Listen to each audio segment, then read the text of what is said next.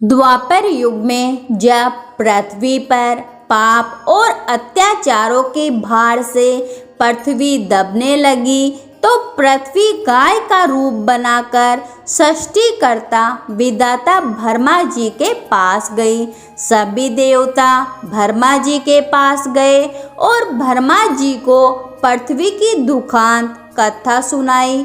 वहां उपस्थित सभी देवताओं ने निर्णय किया कि इस संकट के समाधान हेतु भगवान विष्णु जी के पास जाएंगे और सभी लोग पृथ्वी को साथ लेकर क्षीर सागर में भगवान विष्णु जी के पास पहुँचे, जहाँ भगवान विष्णु जी शेष शैया पर शयन कर रहे थे।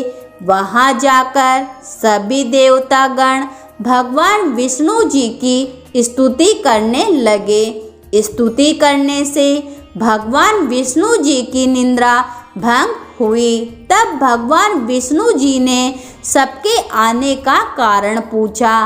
तब दीन वाणी से पृथ्वी बोली, महाराज, संपूर्ण भूमंडल पर पाप और अत्याचारों से घिरी पड़ी है और पृथ्वी इन पाप और अत्याचारों के भार से दबने लगी है।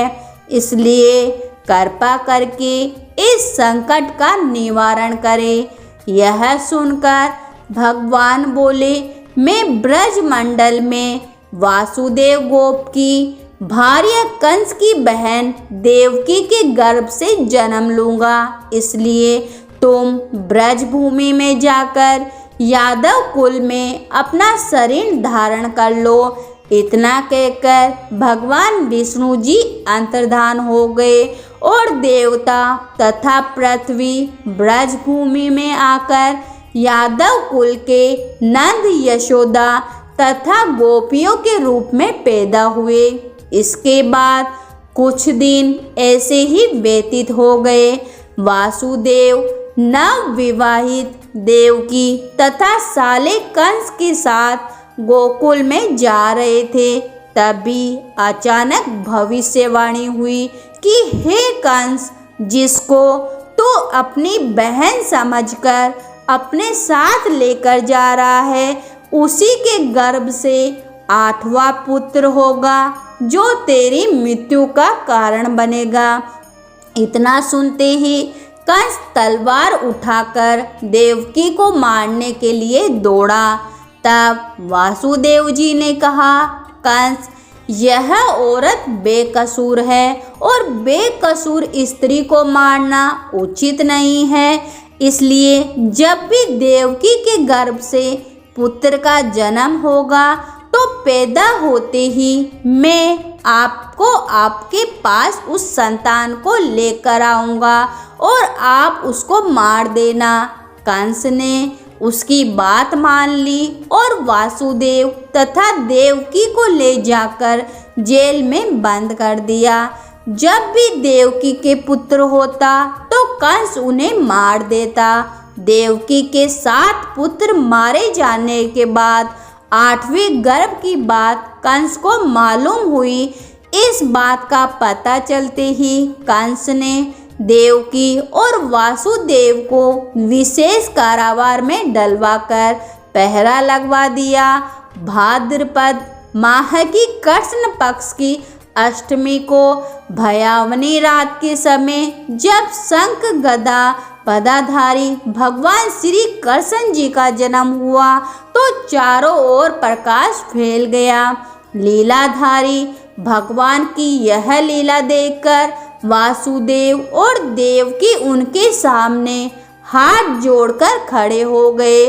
भगवान श्री कृष्ण ने जब अपना बाल रूप लिया तब देवकी और वासुदेव के हाथों की हथकड़ियाँ टूटकर खुल गई। दरवाजे अपने आप खुल गए और पहरेदार सोते हुए नजर आए।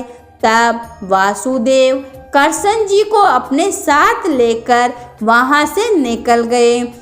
जब वासुदेव ने यमुना को पार करने के लिए अंदर प्रवेश किया तो यमुना का स्तर बढ़ने लगा।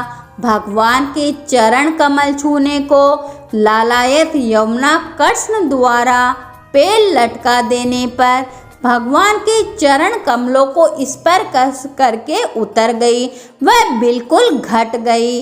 वासुदेव यमुना पार कर गोकुल धाम पहुंच गए।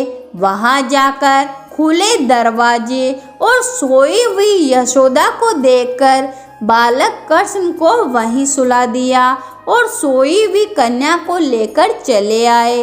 जब वासुदेव वापिस कारागार में पहुंचे तो अपने आप उनकी बेड़ियां लग गई और दरवाजे बंद हो गए।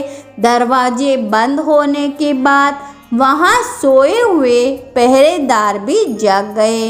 हथकड़ियां लगने के बाद कन्या रोने लगी। तब जगे हुए पहरेदारों ने कन्या का रोने का स्वर सुनकर तुरंत कंस के पास खबर भेजी कि देवकी का 8वां पुत्र जन्म ले चुका है। यह सुनकर कंस तुरंत दौड़ता हुआ आया। जब कंस ने कन्या को हाथ में लेकर पत्थर पर पटकना चाहा तो कन्या हाथ से छूटकर आकाश में उड़ गई और साक्षात देवी के रूप में प्रकट होकर बोली कि हे कंस, तुम्हें मारने वाला तो गोकुल में पहले ही पैदा हो चुका है।